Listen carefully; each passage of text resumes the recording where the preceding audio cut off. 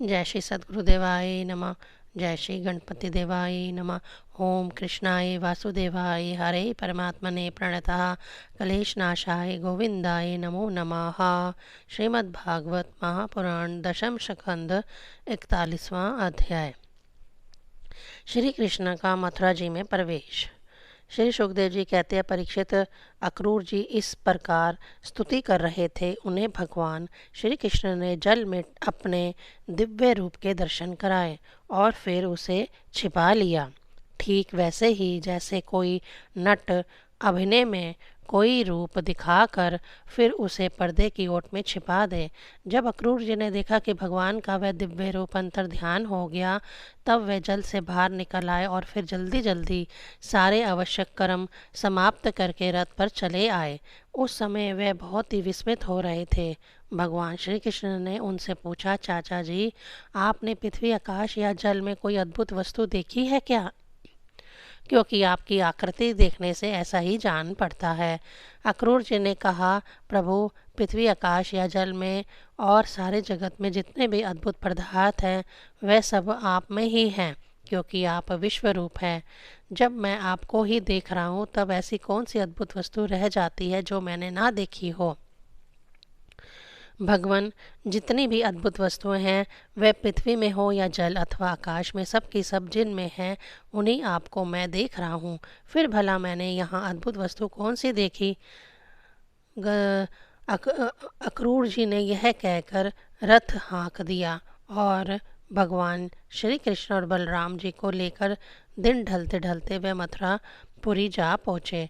परीक्षित, मार्ग में स्थान स्थान पर गांवों के लोग मिलने के लिए आते और भगवान श्री कृष्ण और बलराम जी को देखकर आनंद मग्न हो जाते। वह एकटक उनकी ओर देखने लगते, अपनी दृष्टि हटा ना पाते। नंद बाबा आदि ब्रजवासी तो पहले से ही वहां पहुंच गए थे और मथुरापुरी के भारी उपवन में रुक कर उनकी प्रतीक्षा कर रहे थे। उनके पास पहुंचकर जगदीश्वर भगवान श्री कृष्ण ने वनीत भाव से खड़े अक्रूर जी का हाथ अपने हाथ में लेते मुस्करा कर कहा, चाचा जी, आप रथ लेकर पहले मथुरापुरी में प्रवेश कीजिए और अपने घर जाइए। हम लोग पहले यहाँ उतर कर फिर नगर देखने के लिए आएंगे। अक्रूर जी ने कहा, प्रभु, आप दोनों के बिना मैं मथुरा नहीं जा सकता। स्वामी, मैं आपका भक्त हूँ, भक्त वत्सल प्रभु, आप मुझे मत छोड़िए। भगवान, आइए, चलिए। मेरे परम हितैषी और सच्चे सुहृद भगवान, आप बलराम जी, ग्वाल बालों और नंद राय जी आदि आदमियों के साथ चलकर हमारे घर सनाथ कीजिए। हम गृहस्थ हैं, आप अपने चरणों की धूलि से हमारा घर पवित्र कीजिए। आपके चरणों के धोवन से अग्नि, देवता, पितर सबके सब तृप्त हो जाते हैं। प्रभु, आपके युगल चरणों को पखार कर महात्मा बलि ने वह यश प्राप्त किया जिसका गान संत पुरुष करते हैं। केवल यश ही नहीं, उन्हें अतुलनीय ऐश्वर्य तथा वह गति प्राप्त हुई जो अनन्य प्रेमी भक्तों को प्राप्त होती है। आपके चरणोदक गंगा जी ने तीनों लोक पवित्र कर दिए। सचमुच वह मूर्तिमान पवित्रता है। उन्हीं के स्पर्श से सगर के पुत्रों को सदगति प्राप्त हुई और उसी जल को स्वयं भगवान शंकर ने अपने सिर पर धारण किया। यदुवंश शिरोमणि, आप देवताओं के भी आराध्य देव हैं, जगत के स्वामी हैं। आपके गुण और लीलाओं का श्रवण तथा कीर्तन बड़ा ही मंगलकारी है। उत्तम पुरुष आपके गुणों का कीर्तन करते रहते हैं। नारायण, मैं आपको नमस्कार करता हूँ। श्री भगवान ने कहा, चाचा जी, मैं दऊ भैया के साथ आपके घर आऊँगा और पहले इस यदुवंशियों के द्रोही कंस को मारकर तब अपने सभी सुहृद स्वजनों को का प्रिय करूँगा। श्री सुखदेव जी कहते हैं, परीक्षित, भगवान के इस प्रकार कहने पर अक्रूर जी कुछ अनमने से हो गए। उन्होंने पुरी में प्रवेश करके कंस से श्री कृष्ण और बलराम के ले आने का समाचार निवेदन किया और फिर अपने घर गए। दूसरे दिन तीसरे पहर बलराम जी और ग्वाल वालों के साथ भगवान श्री कृष्ण ने मथुरापुरी को देखने के लिए नगर में प्रवेश किया। भगवान ने देखा कि नगर के परकोटे में स्फटिक मणि के बहुत ऊंचे ऊंचे गोपुर तथा घरों में भी बड़े बड़े फाटक बने हुए हैं।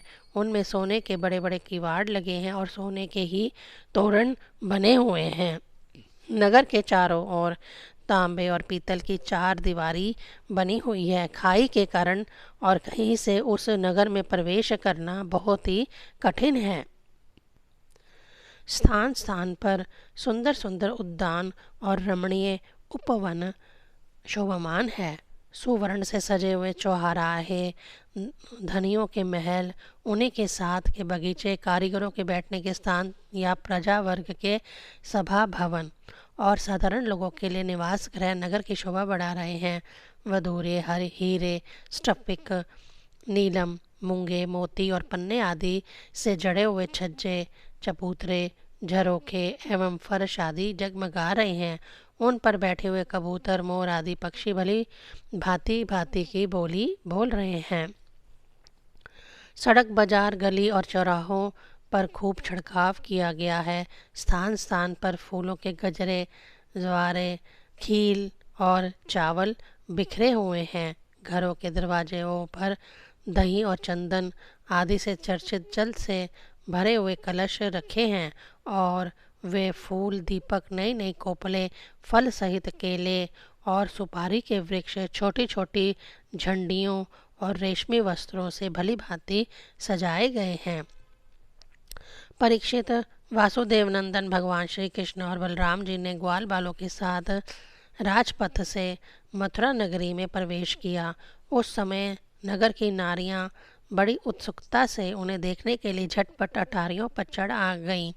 किसी किसी ने जल्दी के कारण अपने वस्त्र और गहने उल्टे पहन लिए। किसी ने भूल से कुंडल, कंगन आदि जोड़े से पहने जाने वाले आभूषणों में से एक ही पहना और चल पड़ी।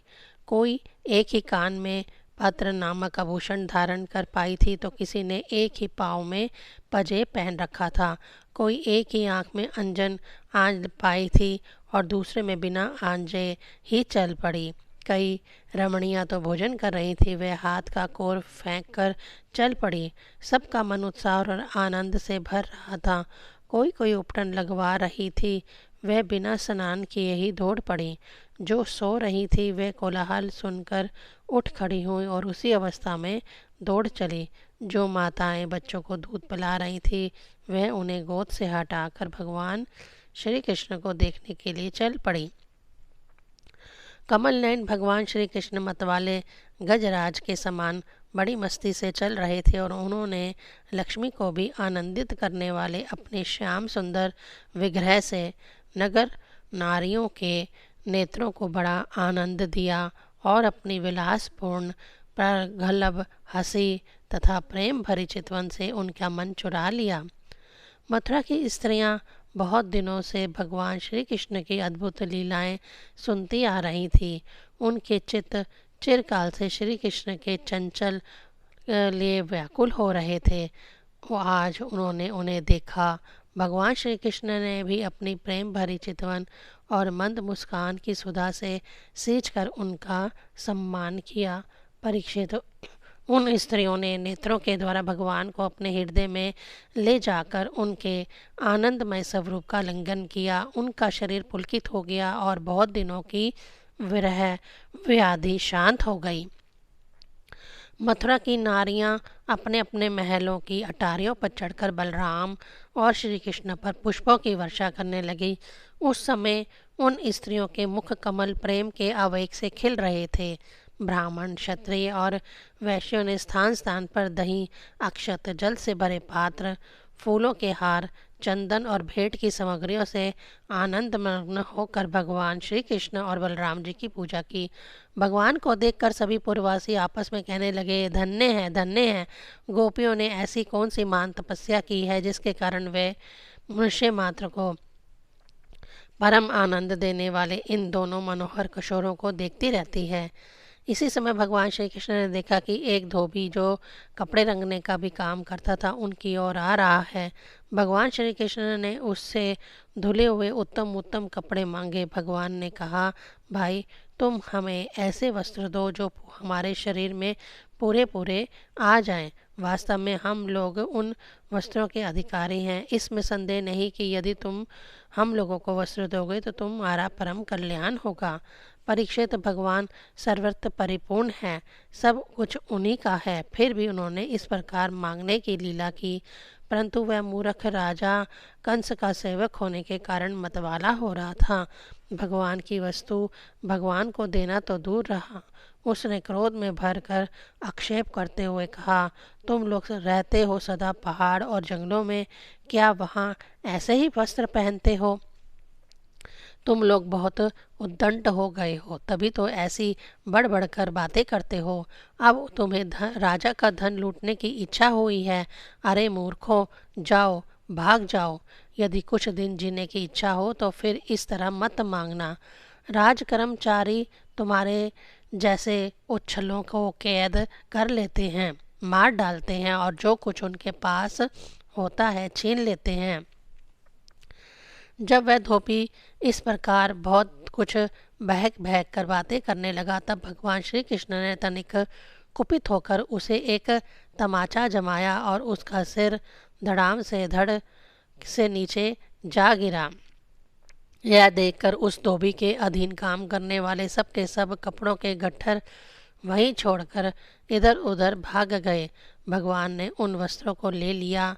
भगवान श्री कृष्ण और बलराम जी ने मनमाने वस्त्र पहन लिए तथा बचे हुए वस्त्रों में से बहुत से अपने साथी ग्वाल बालों को भी दिए। बहुत से कपड़े तो वहीं जमीन पर ही छोड़कर चल दिए।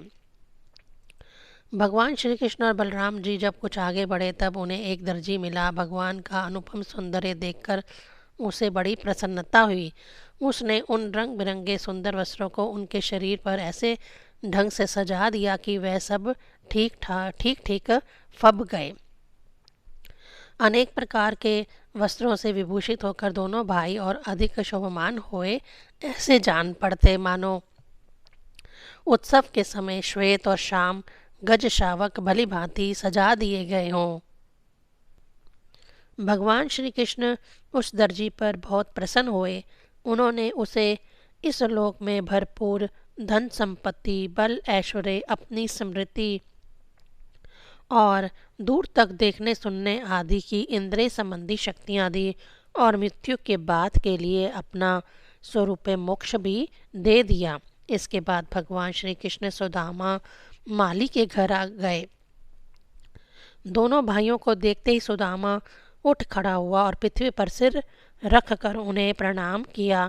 फिर उनको आसन पर बिठाकर उनके पांव पखारे, हाथ धुलवाए और तदंतर ग्वाल बालों के सहित सबकी फूलों के हार, पान, चंदन आदि सामग्रियों से विधि पूर्वक पूजा की।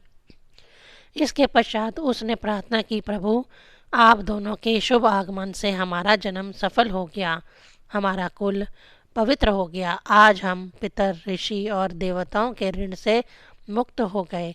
वे हम पर परम संतुष्ट हैं। आप दोनों संपूर्ण जगत के परम कारण हैं।